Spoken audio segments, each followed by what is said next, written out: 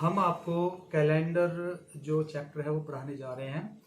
Central government की job हो या फिर स्टेट गवर्नमेंट की हो, कैलेंडर एक महत्वपूर्ण चैप्टर है। कुछ वर्षों से इससे अधिक क्वेश्चन पूछे जा रहे हैं। तो वर्तमान में जो पैटर्न है क्वेश्चन पूछने का, उसके बेस पर आधार पर हम आपको ये चैप्टर पढ़ाएंगे और कॉन्सेप्ट जितने भी होंगे हम अधिकांश कॉन्सेप्ट इसके क्लियर करेंगे। सबसे पहली बात है कैलेंडर, हमें ये पता होना चाहिए कि वर्ष जो होते हैं वो कितने प्रकार के होते हैं। 2 प्रकार के, ये हम बोल सकते हैं कैलेंडर 2 प्रकार से होते हैं। एक तो होता है कैलेंडर में हमारे सामान्य वर्ष, ठीक है, जिसमें हम बोलते हैं कि दिन कितने होते हैं सामान्य वर्ष में। एक सामान्य वर्ष में दिनों की संख्या होती है हमारी 365। इसमें विशेष बात क्या है, फरवरी जो होती है, फरवरी होती है 28 दिन की, ठीक है। और दूसरा होता है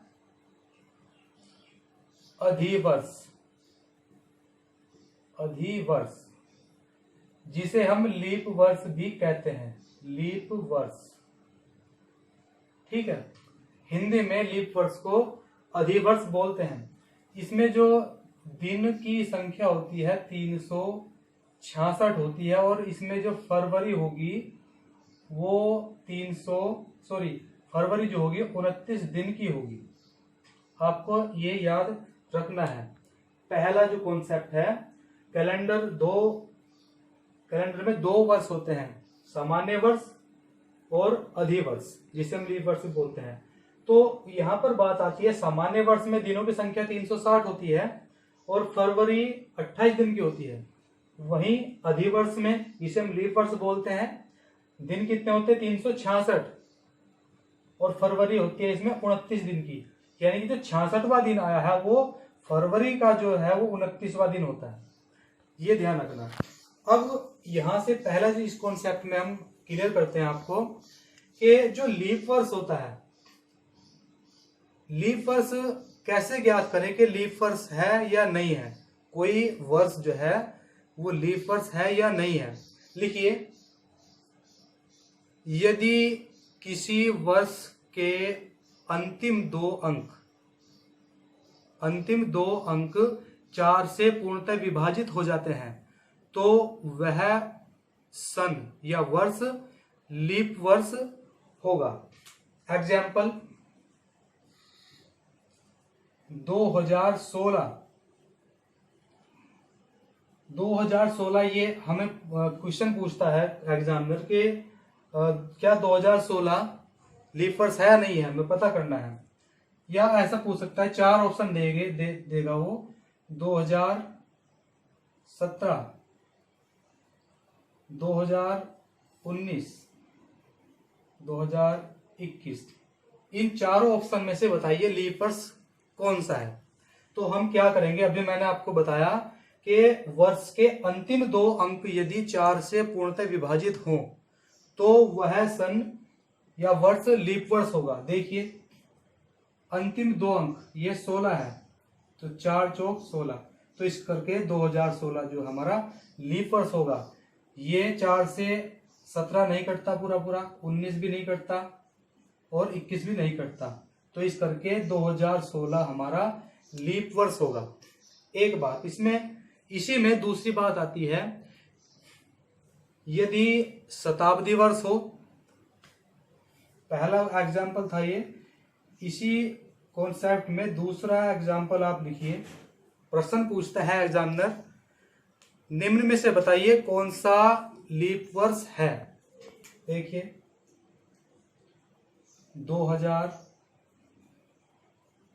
2022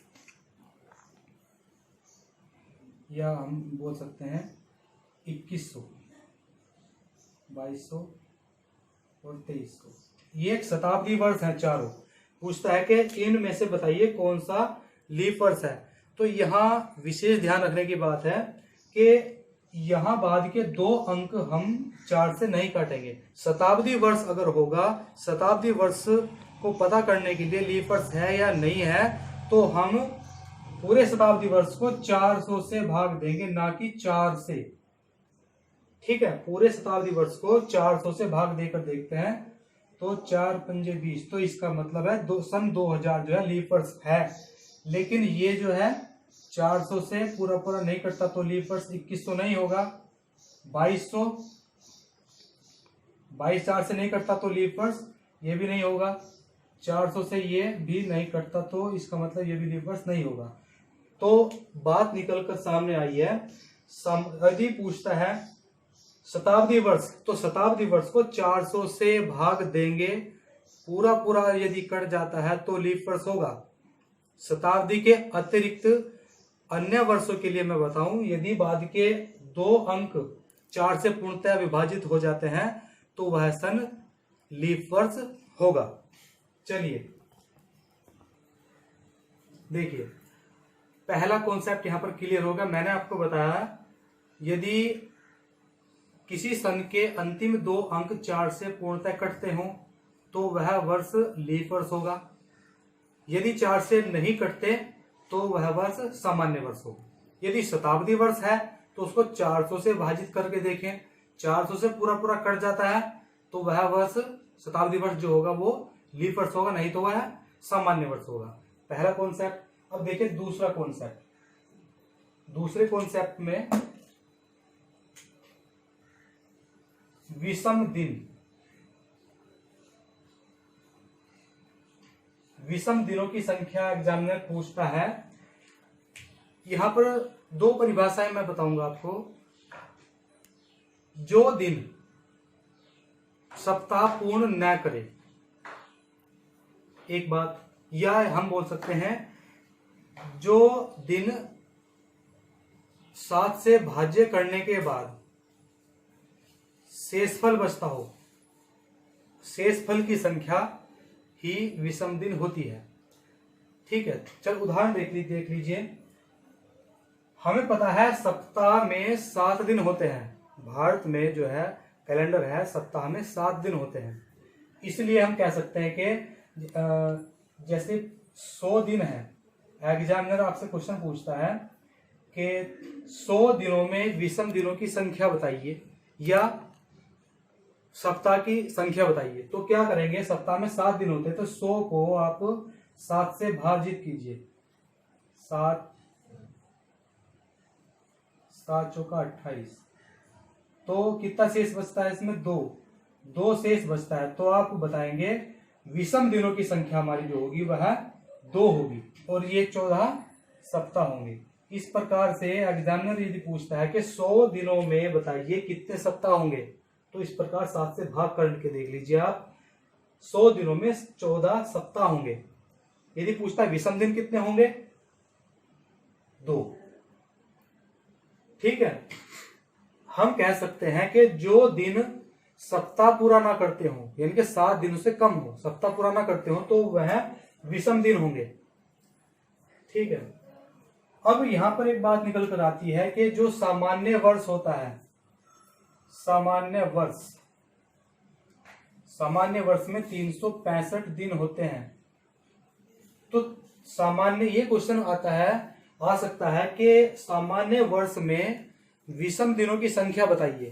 तो वही 365 को 7 से भाग करेंगे। 7 पंजे 35, 1 7 दूनी 14, तो शेष कितना बच गया? 1। तो विषम दिनों की संख्या सामान्य वर्ष में 1 होगी और सप्ताह होते हैं 52। यदि लीप वर्ष की बात पूछे, लीप वर्ष में 366 दिन होते हैं। 366 को आप 7 से डिवाइड करें, 7 दूनी 14, तो शेष बचता है 2। तो लीप वर्ष में विषम दिनों की संख्या 2 होगी और सप्ताह होंगे 52। यानी कि सामान्य वर्ष हो चाहे लीप वर्ष हो, दोनों में सप्ताह जो होते हैं 52 होते हैं और विषम दिनों की संख्या सामान्य वर्ष में 1 होगी और लीप वर्ष में सामान्य दिनों की संख्या 2 होगी। चलिए दूसरा कॉन्सेप्ट यहाँ पर क्लियर होता है। अब चलते हैं तीसरे कॉन्सेप्ट की तरफ। हाँ जी, 2 कॉन्सेप्ट क्लियर हुए। एक छोटी सी बात और मैं बताऊं यहाँ पर, यदि एग्जामिनर यहाँ पर थोड़ा हार्ड प्रश्न क्वेश्चन बनाना चाहे, जैसे ये विषम दिनों की संख्या है, सप्ताह में यहाँ 7 दिन होते हैं, यदि एग्जामिनर ये प्रश्न देता है कि किसी अन्य ग्रह की बात कहे, या ये मान ले क्वेश्चन इस प्रकार दे कि यदि सप्ताह में 15 दिन होते हैं तो बताइए एक सामान्य वर्ष में, दोबारा सुनिए, यदि एग्जामिनर यह प्रश्न देता है कि सप्ताह में 15 दिन होते हैं तो एक सामान्य वर्ष 365 दिन का है, तो बताइए सामान्य वर्ष में विषम दिनों की संख्या कितनी होगी।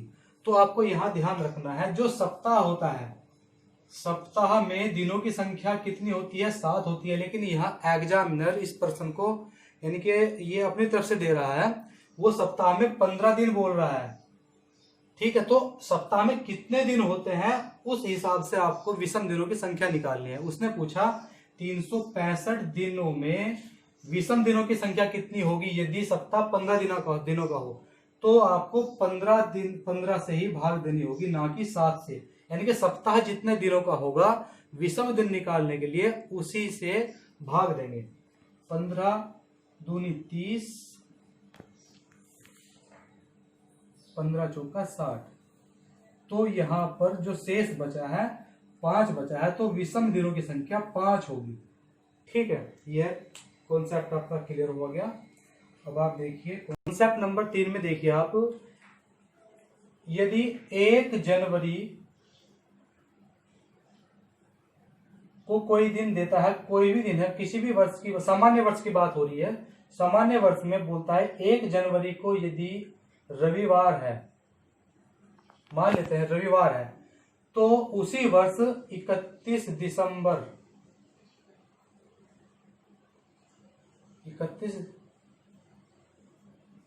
दिसंबर को भी रविवार ही होगा।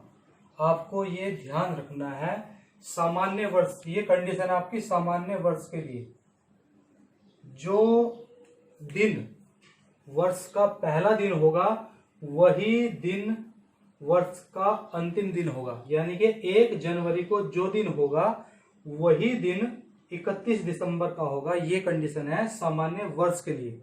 यदि लीप वर्ष होता है, लीप वर्ष होगा, तो लीप वर्ष में क्या होता है, एक दिन फालतू होता है, यानी कि 366 दिन होते हैं। तो क्या होगा, यदि 1 जनवरी को यहां पर रविवार है, ठीक है, तो फिर 31 जनवरी को क्या होगा, 31 दिसंबर। तो आपको ध्यान रखना है, क्योंकि एक दिन पहले होगा, इसका मतलब क्या है, 31 दिसंबर को आपका शनिवार होगा। इस चीज का आपको ध्यान रखना है। ठीक है, यानी कि कहने की बात है कि लीप वर्ष में 1 जनवरी का यदि रविवार है तो 31 दिसंबर का शनिवार होगा, ना कि रविवार, क्योंकि एक दिन जो एक्स्ट्रा पड़ा है वो, तो हम कह सकते हैं कि 31 दिसंबर को शनिवार होगा। आप रविवार कब होगा, अगले साल, यानी कि 1 जनवरी, उस वर्ष के 1 जनवरी को रविवार था, तो अगले वर्ष की जो 1 जनवरी होगी रविवार होगा, 1 जनवरी को रविवार होगा, यानी कि अगले वर्ष। इस चीज का आपको ध्यान रखना है। अब चलते हैं कॉन्सेप्ट नंबर 4। देखिए कॉन्सेप्ट जो 4 है, आप इसको ध्यान रखिएगा कि यदि दिन और महीना ये समान होना चाहिए, समान हो तो, ये कॉन्सेप्ट नंबर जो 4 है, दिन और महीना इसमें समान होगा तो ये कंडीशन लगानी है आपको। कैसे, देखिए मान लेते हैं यदि 10 दिसंबर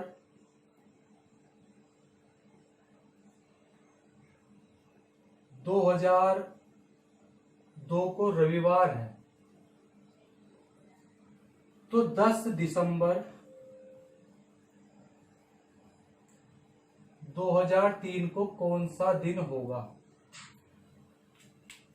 इसमें क्या होता है, एक वर्ष आगे या पीछे पूछता हो, ठीक है। कंडीशन जो 4 है आपकी, इसमें ध्यान रखना, यदि एक वर्ष आगे या पीछे का पूछता हो, वहां पर ये ध्यान रखना आपको, दिन या महीना समान होना चाहिए। ये 10 है, यहाँ दिसंबर है, 10 है दिसंबर है, सन यहाँ 2 था, ये 3 में पूछ लिया। एक वर्ष आगे या पीछे पूछता हो तो यहाँ पर आपको फरवरी का ध्यान रखना है। फरवरी 28 दिन की है या 29 दिन की है, ये इस कॉन्सेप्ट का बेस है। फरवरी 28 की है या 29 दिन की है। 28 की होगी तो आगे पूछता है एक वर्ष, तो 1 जुड़ जाएगा। यदि फरवरी 29 दिन की है तो अगले वर्ष उसमें 2 प्लस हो जाएगा, ठीक है। यहां पर एग्जाम्पल समझ लेते हैं। देख लीजिए, 10 दिसंबर सन 2002 को रविवार है, तो 10 दिसंबर 2003 को क्या होगा। फरवरी आप देख लीजिए, फरवरी 29 दिन की है या 28 दिन की, कैसे पता करेंगे, मैंने आपको बताया, बाद के 2 अंकों को 4 से भाग करके। नहीं कटता तो इसका मतलब ये है दोनों ही सामान्य वर्ष है। फरवरी 28 दिन की है, तो मैंने अभी बताया यदि फरवरी 28 दिन की होगी तो 1 जोड़ते हैं, यदि फरवरी 29 दिन की तो 2 जोड़ते हैं। एक वर्ष के लिए बात कर रहा हूं मैं, एक वर्ष आगे पीछे पूछा जाता है। तो 10 दिसंबर 2002 को रविवार था, तो 10 दिसंबर 2003 को कौन सा दिन होगा। तो फरवरी 28 दिन की है, तो एक वर्ष आगे पूछ रहा है, तो इसमें प्लस 1 जोड़ देंगे, तो क्या होगा, रविवार की जगह ये सोमवार होगा। ये आपको ध्यान रखना है। एक एग्जाम्पल और देख लेते हैं। यदि यहां पर 4 होता, 2004 होता, यहां पर 3 होता, 10 दिसंबर 2003 को रविवार था, तो 10 दिसंबर 2004 को कौन सा दिन होगा, ये होता। तो आप देख रहे हैं, तो इसमें जो फरवरी आई है वो, क्योंकि ये 4 से पूरा कटता है, तो लीप वर्ष है 2004, तो फरवरी 29 दिन की आई है, तो इसमें क्या होगा, तो रविवार है, तो इसमें हम 2 जोड़ देंगे, क्या होगा, रविवार के बाद सोमवार और मंगल। तो आपको ये ध्यान रखना है। ये कॉन्सेप्ट आपका क्लियर हो गया।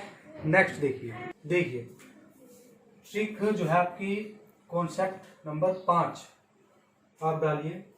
यहाँ अब तक जो मैंने बताया आपको बहुत छोटी छोटी बातें बताई हैं, यहाँ से हम थोड़ा जो विस्तृत है, इस जो प्रश्न पूछे जाते हैं उनको हम सोल्व करना सिखाएंगे। एक ट्रिक बताएंगे, और वो ट्रिक ऐसी होगी, वह कोड ऐसा होगा, बहुत सारे प्रश्न आपको 30 सेकंड 20 सेकंड सोल्व करने में लगते हैं। बड़े से बड़ा जो प्रश्न होगा 30 सेकंड 20 सेकंड में आप सोल्व कर पाओगे।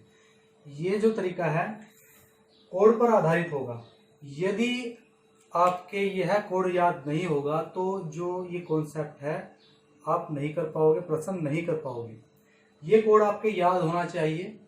देखिए कोड क्या है, 144050146। ये कोड आपके याद होना चाहिए, बहुत ही महत्वपूर्ण। देखिए याद करने का तरीका मैं आपको बताऊं, आपके लिए आसान हो जाएगा। 144 जो होता है 12 का वर्ग होता है 0, ये 5 का वर्ग होता है 0, ये 6 का वर्ग होता है, और ये 12 का वर्ग प्लस 2।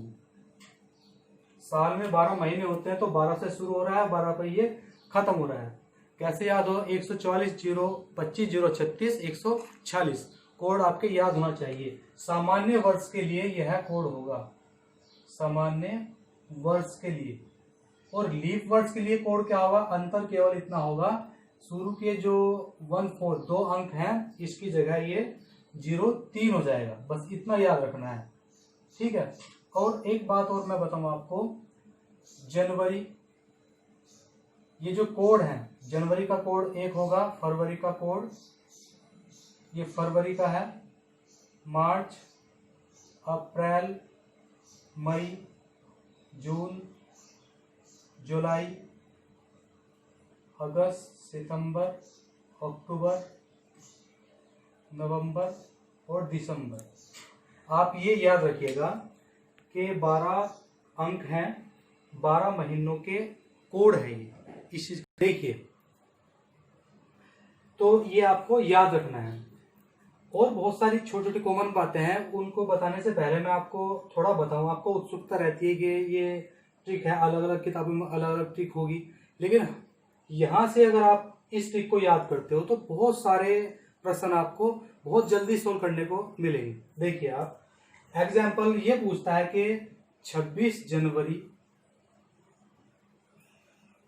1950 को कौन सा दिन था। डायरेक्ट ये आपको क्वेश्चन पूछता है, तो इसको सोल्व कैसे करेंगे आप देखिए। हमारी कैलेंडर की पूरी वीडियो देखिएगा, ये वीडियो और इससे जो नेक्स्ट वीडियो होगी, यानी कि कैलेंडर पूरा यहाँ से आप पढ़िएगा तो आपके समझ में आएगा किस प्रकार से हम क्वेश्चन बहुत जल्दी सोल्व करते हैं। अधूरा पढ़ेंगे तो कुछ नहीं बन पाता, ठीक है, आप कंफ्यूज हो जाओगे। देखिए, देख लीजिए, ये प्रश्न इस कोड से संबंधित या जितने भी प्रश्न हैं, बहुत सारे प्रश्न हम इस प्रश्न के बाद में बताएंगे, हो सकता है अगली वीडियो में आपको बताएं, ठीक है। उससे पहले मैं थोड़ा सा ये प्रश्न आपको बताता हूं कि कैसे करेंगे। 26 जनवरी 1950 को कौन सा दिन था। सबसे पहले हम क्या देखते हैं, यह लीप वर्ष है या नहीं है। तरीका क्या है, बाद के 2 अंकों को 4 से डिवाइड करते हैं। 4 × 4 1, पूरा नहीं कटता, इसका मतलब 1950 लीप वर्ष नहीं है, तो 12 बार जा रहा है, ठीक है। देखिए, सबसे पहले तरीका 26 जनवरी, तो 26, ये जनवरी जो है, जनवरी का कोड क्या है, 1 है। जनवरी का कोड, ये कोड है हमारा 1।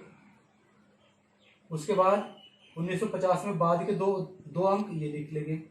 उसके बाद 4 से कितनी बार डिवाइड होता है, पूरा 12 बार इसको डिवाइड हुआ, दशमलव में नहीं जाना, जितनी बार पूरा करता है वो जोड़ देना है, ठीक है। अब इनको जोड़िए आप, 6 1 7 9, 5 2 7 1 8, इनको जोड़ करके 7 से डिवाइड करना है। 7 7 7 दूनी 14, शेष कितना बच गया, 5 शेष बचता है। और एक बात मैं आपको बताऊं, यदि यहां पर इस प्रकार शेष 1 बचता है तो रविवार, 2 बचता है तो सोमवार, 3 बचता है तो मंगल, 4 है तो बुध, 5 बचता है तो बृहस्पतिवार,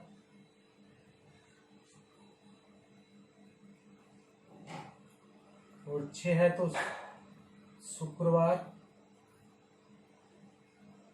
यदि शेष कुछ नहीं बचता है तो शनिवार।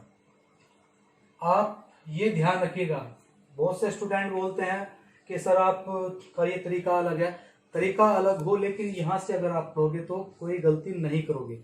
ये आपको याद रखना है। इस प्रकार का कोई सा भी कैसा भी प्रश्न आए तो जो तारीख दी होती है वो जनवरी है, फरवरी, जो भी है इनमें से उसका कोड उठाकर यहाँ लिख दीजिए। सन का जो बाद के 2 अंक होंगे वो यहाँ पर, 4 से दोनों अंकों को डिवाइड, पूरा पर डिवाइड कितनी बार होता है वो यहाँ पे आएगा। उसको जोड़ करके 7 से डिवाइड करिए, भाग करें, और जो शेष होगा उसके आधार पर इनमें से देख करके वो दिन होगा। तो 5 शेष बचता है। तो 26 जनवरी 1950 को कौन सा दिन था, शेष 5 बचा है तो बृहस्पतिवार। अब इस कोड के सहायता से हम ये बता सकते हैं कि कोई वर्ष दे देता है और उस वर्ष में कितने महीने या किन किन महीनों का कैलेंडर समान होता है। बहुत सारे प्रश्न जो होंगे बहुत जल्दी इस कोड की सहायता से हम आपको अगली वीडियो में सोल्व करके दिखाएंगे। धन्यवाद।